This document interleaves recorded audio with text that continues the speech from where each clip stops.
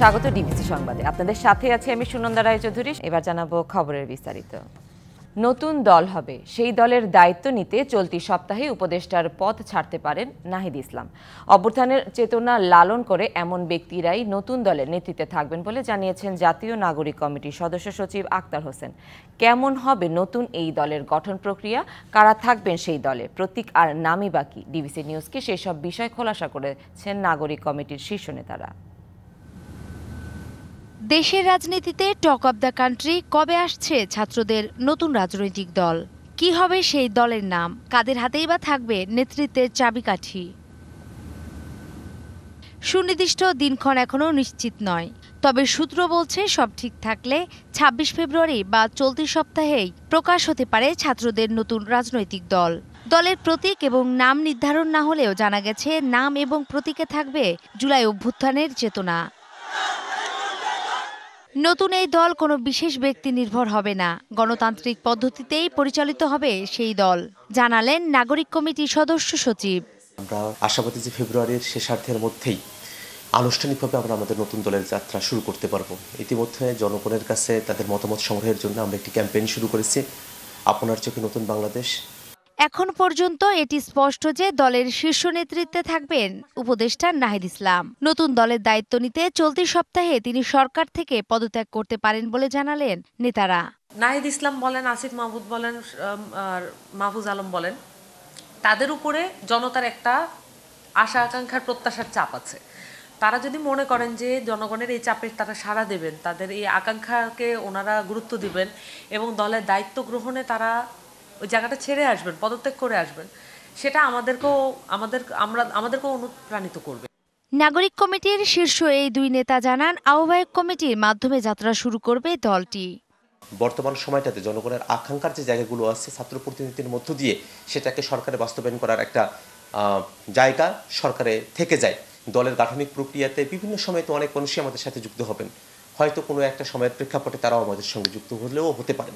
এই রাজনৈতিক দল গঠন, সেটা যেই পক্ষই এটাকে বাধা দিতে চাক না কেন, এই রাজনৈতিক দল গঠনটা একদম ওই ইতিহাসের দ্বারপ্রান্তে একেবারে অবশ্যম্ভাবী একটা কার্যক্রম। নতুন দলে তৃণমূল থেকে শুরু করে অভ্যুত্থানের অংশগ্রহণকারীদের সকলের অবদান থাকবে বলেও জানান তারা।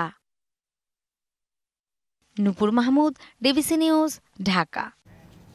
জাতিসংঘের প্রতিবেদনের পর দেশে বিচার করার পাশাপাশি জুলাই আগস্ট গণহত্যার দায়ে শেখ হাসিনার বিরুদ্ধে আন্তর্জাতিক আদালতে মামলা করা উচিত বলে মনে করছেন বিএনপিপন্থী আইনজীবীদের কেউ কেউ। মানবাধিকার কর্মীরাও বলছেন একই সাথে দেশে আন্তর্জাতিক অঙ্গনে বিচার কাজ চালিয়ে নেওয়া যেতে পারে। এমন বাস্তবতায় আন্তর্জাতিক অপরাধ ট্রাইব্যুনালের চিফ প্রসিকিউটর বলেছেন, আইসিসিতে গেলে এই বিচার কাজ শেষ করতে দীর্ঘ সময় লেগে যাবে। জুলাই আগস্টের গণঅভ্যুত্থান দমাতে আইনশৃঙ্খলা বাহিনী নির্বিচার গুলি ও নির্মম হত্যাযজ্ঞে স্তম্ভিত হয় পুরো বিশ্ব। রক্তস্নাত আত্মত্যাগের মধ্য দিয়ে পতন ঘটে আওয়ামী লীগ সরকারের, দেশ ছাড়তে বাধ্য হন শেখ হাসিনা। পরবর্তী সময়ে জাতিসংঘের তদন্তে উঠে আসে চাঞ্চল্যকর তথ্য। প্রতিবেদনে দাবি করা হয়, শেখ হাসিনার নির্দেশে নির্বিচারে গুলি চালায় আইনশৃঙ্খলা বাহিনী। ১৯ জুলাই জ্যেষ্ঠ কর্মকর্তাদের সাথে বৈঠকে আন্দোলনের সমন্বয়কদের হত্যা ও গুমের নির্দেশ দিয়েছিলেন শেখ হাসিনা। এতে ৪৫ দিনের গণ আন্দোলনে মারা যান ১,৪০০ মানুষ আর আহত হন ১১,৭০০, যাদের মধ্যে ১২ থেকে ১৩% শিশুও রয়েছে।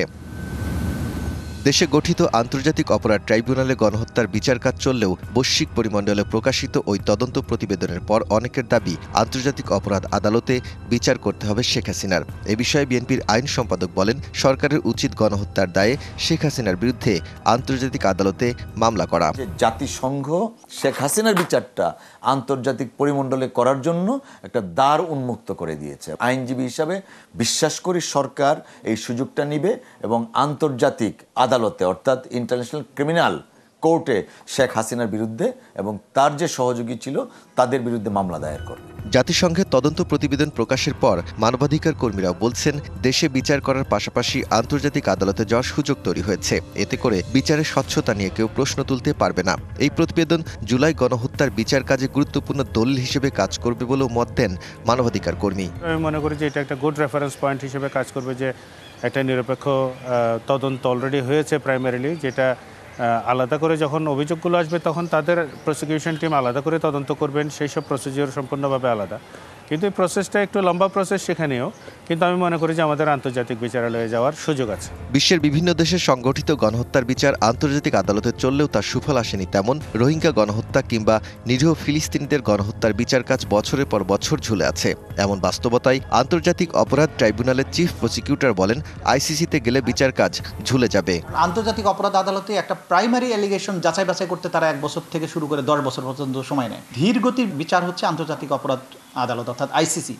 বাংলাদেশেরটা কুইকেস্ট, এবং বাংলাদেশে এখানে সাক্ষী এখানে, আসামি এখানে, এলিমেন্টসগুলো এখানে, ঘটনাস্থল এখানে। আমি আন্তর্জাতিক আদালতে কোন দুঃখে যাব?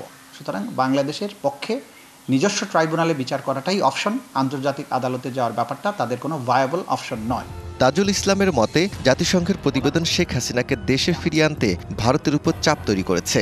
আন্তর্জাতিক এরকম একটা নিরপেক্ষ সংস্থা যখন তাদেরকে গণহত্যাকারী হিসাবে চিহ্নিত করছে, মানবতা বিরোধী অপরাধী হিসাবে চিহ্নিত করছে, সেরকম একটা চিহ্নিত অপরাধীকে ভারতের মাটিতে ভারত সরকার একটা অ্যাক্সেস দিয়ে তাকে পেলে পুষে বড় করার যে কাজটা করছে, এটা তাদের উপর একটা ভয়ঙ্কর চাপ তৈরি করবে।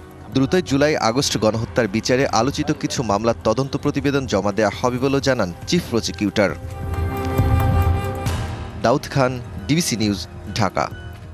ভারত বাংলাদেশ সম্পর্ক নির্দিষ্ট সরকার কেন্দ্রিক হওয়া উচিত নয়, এমনই মনে করেন পররাষ্ট্র উপদেষ্টা তৌহিদ হোসেন। ভারতের সংবাদ মাধ্যম দ্য হিন্দুকে দেওয়া সাক্ষাৎকারে তিনি একথা বলেন। সোমবার প্রকাশিত এই সাক্ষাৎকারে উপদেষ্টা তৌহিদ হোসেন বাংলাদেশ ভারতের দ্বিপক্ষীয় সম্পর্ককে পরীক্ষায় ফেলা বেশ কিছু বিষয় নিয়ে কথা বলেছেন। এর মধ্যে রয়েছে সংখ্যালঘুদের উপর হামলা, ভারত থেকে শেখ হাসিনার বক্তব্য, বিবৃতি দেওয়া, সীমান্ত হত্যা, জেলেদের সঙ্গে দুর্ব্যবহার এবং আদানির বিদ্যুৎ প্রকল্প সংক্রান্ত বিষয়।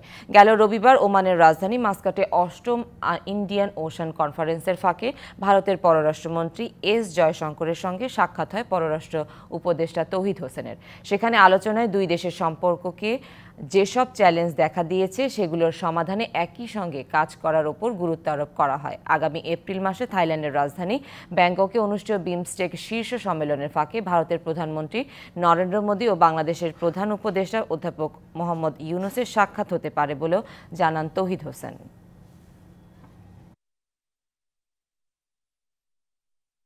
পানির ন্যায্য হিস্যার দাবিতে তিস্তা পাড়ে চলছে জাগোবাহে তিস্তা বাঁচাই কর্মসূচি। গতকাল দুপুর থেকে উত্তরাঞ্চলের 5 জেলার 11টি পয়েন্টে শুরু হয় 2 দিনের কার্যক্রম।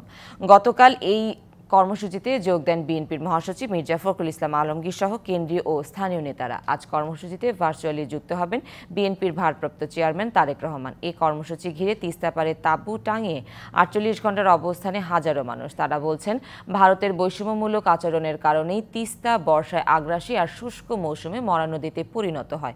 গতকাল সমাবেশে মির্জা ফখরুল বলেন, বাংলাদেশের সাথে বন্ধুত্বপূর্ণ সম্পর্ক চাইলে ভারতকে দাদাগিরি বন্ধ করতে হবে।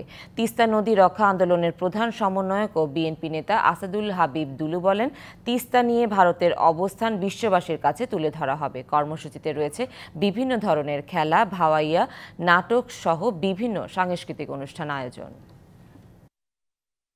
এখন থেকে পাসপোর্ট করতে পুলিশ ভেরিফিকেশন লাগবে না। জাতীয় পরিচয়পত্রের তথ্যের ভিত্তিতে আবেদনকারীকে পাসপোর্ট দেবে সরকার। স্বরাষ্ট্র মন্ত্রণালয়ের সুরক্ষা বিভাগ থেকে পাঠানো এই সংক্রান্ত সারসংক্ষেপ অনুমোদন দিয়েছেন প্রধান উপদেষ্টা ডক্টর মোহাম্মদ ইউনূস। সোমবার প্রধান উপদেষ্টা এই সারসংক্ষেপ অনুমোদন দিয়েছেন বলে জানিয়েছেন তার প্রেস উইং। এর আগে রবিবার জেলা প্রশাসক সম্মেলনের উদ্বোধনী অনুষ্ঠানে পাসপোর্ট করার ক্ষেত্রে পুলিশ ভেরিফিকেশনের বিধান বাদ দেওয়ার সিদ্ধান্তের কথা জানিয়েছিলেন প্রধান উপদেষ্টা। পুলিশ ভেরিফিকেশনের প্রয়োজনীয়তা শিথিল করার পেছনে স্বরাষ্ট্র মন্ত্রণালয়ের যুক্তি হচ্ছে, ইতিবাচক পুলিশ প্রতিবেদনের ভিত্তিতে আবেদনকারীকে পাসপোর্ট ইস্যু করা হয়। বিদ্যমান পদ্ধতিতে একটি সাধারণ পাসপোর্ট 12 কর্মদিবস এবং এক্সপ্রেস ডেলিভারি ক্ষেত্রে 3 কর্মদিবসের মধ্যে পাসপোর্ট দেওয়া হয়ে থাকে। কিন্তু পুলিশ ভেরিফিকেশনে যথাসময়ে না পাওয়ার কারণে বা পুলিশ ভেরিফিকেশনের সময় অনাবশ্যক কাগজপত্র যাচাইয়ের কারণে আবেদনকারীর ভোগান্তি হয়। আবেদনকারীর ভোগান্তি কমানোর পাশাপাশি যথাসময়ে পাসপোর্ট প্রাপ্তি নিশ্চিত করতে অন্তর্বর্তী সরকার পুলিশ ভেরিফিকেশন ব্যবস্থা তুলে দেওয়ার সিদ্ধান্ত নিয়েছে।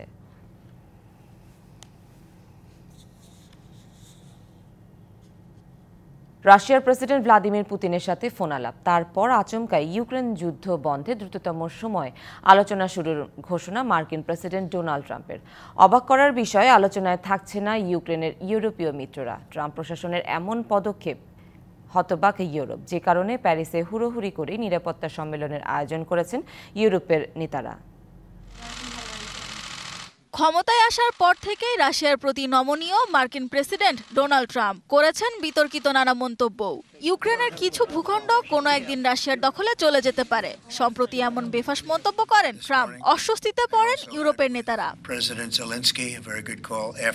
12 ফেব্রুয়ারি বেলজিয়ামের ব্রাসেলসে ন্যাটোভুক্ত দেশের মন্ত্রীরা যখন বৈঠক করছিলেন, তখন ডোনাল্ড ট্রাম্প রুশ প্রেসিডেন্ট ভ্লাদিমির পুতিনের সঙ্গে 90 মিনিট ফোনে কথা বলেন। পরে ইউক্রেনের ন্যাটোভুক্ত হওয়ার প্রত্যাশাকে যুক্তরাষ্ট্র বাস্তবসম্মত মনে করছেন না বলে মন্তব্য করেন মার্কিন প্রতিরক্ষা মন্ত্রী পিট হেগসেথ। ন্যাটোকে এতদিন নেতৃত্ব দিয়ে আসা যুক্তরাষ্ট্র এখন মিত্রদের ফেলে নিজের ইচ্ছে মতো সিদ্ধান্ত নিয়ে হতবাক ইউরোপ। যুক্তরাষ্ট্রের এসব সিদ্ধান্তের ফল ইউরোপ ও ইউক্রেনকেই ভোগ করতে হবে বলেও আশঙ্কা করছেন বিশ্লেষকরা। ইউরোপের দীর্ঘ সময়ের মিত্র যুক্তরাষ্ট্র। পশ্চিম ইউরোপের নিরাপত্তার জন্য গঠিত সামরিক জোট ন্যাটোতে সবচেয়ে বেশি প্রতিরক্ষা ব্যয়ও যুক্তরাষ্ট্রের। তবে বর্তমান বাস্তবতায় ইউরোপের নিরাপত্তার জন্য ওয়াশিংটনের ওপর নির্ভরশীলতা কমানোর ওপর জোর দিচ্ছে ন্যাটো নেতারা। ইউক্রেন যুদ্ধ বন্ধে ইউরোপকে পাশ কাটিয়ে রাশিয়ার সাথে আলোচনা শুরু। ট্রাম্পের ঘোষণার পর তড়িঘড়ি করে প্যারিসে ইউরোপীয় নেতাদের জরুরি বৈঠক ডাকেন ফরাসি প্রেসিডেন্ট ইমানুয়েল ম্যাক্রন। ইউরোপীয় নেতাদের শঙ্কা, পুতিনকে খুশি করতে ইউক্রেনের স্বার্থ রক্ষা না করে যে কোনো চুক্তিতে সম্মত হতে পারেন ট্রাম্প। সব মিলিয়ে ট্রাম্পের মস্কোর প্রতি নমনীয়তার কারণে দিশেহারা ইউরোপ। সানজিদা ইসলাম তন্নি, ডিবিসি নিউজ ডেস্ক। চ্যাম্পিয়ন্স ট্রফির আগে একমাত্র প্রস্তুতি ম্যাচে পাকিস্তান এ দলের বিপক্ষে বাজেভাবে হেরেছে বাংলাদেশ। চ্যাম্পিয়ন্স ট্রফিতে খেলবে এমন কোনো ক্রিকেটারই ছিল না প্রতিপক্ষ দলে। এরপরও শোচনীয় অবস্থা শান্ত মিরাজের। দুবাইয়ে ওয়ানডে ম্যাচে পাকিস্তান এ দলের বিপক্ষে 40 ওভারে খেলতে পারেনি বাংলাদেশ। অল আউট হয়েছেন মাত্র 202 রানে। আনকোরা একটা দলের বিপক্ষে 50 করতে পারেনি বাংলাদেশের কোনো ব্যাটার। 53 বল খেলে সর্বোচ্চ 44 রান করেছেন মিরাজ। ক্যাপ্টেন শান্ত করেছেন মাত্র 12, আর তাওহিদ হৃদয়ের 20।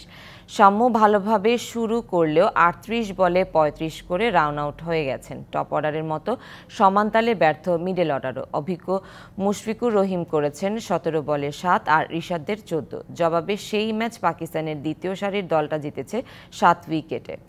অধিনায়ক মোহাম্মদ হারিস 76 রান আউট না হলেও স্বেচ্ছায় উঠে গেছে ব্যাট থেকে। আরেক ব্যাটার মুবাসির খান 63 রানে অপরাজিত থেকে দলের জয় নিশ্চিত করেছেন। সংবাদ এই ছিল এখনকার মতো। ডিবিসি নিউজের সংবাদগুলো পড়তে ভিজিট করুন dbcnews.tv আর ভিজিট করুন ডিবিসি নিউজের ফেসবুক পেজ এবং ইউটিউব চ্যানেল। সাথেই থাকুন।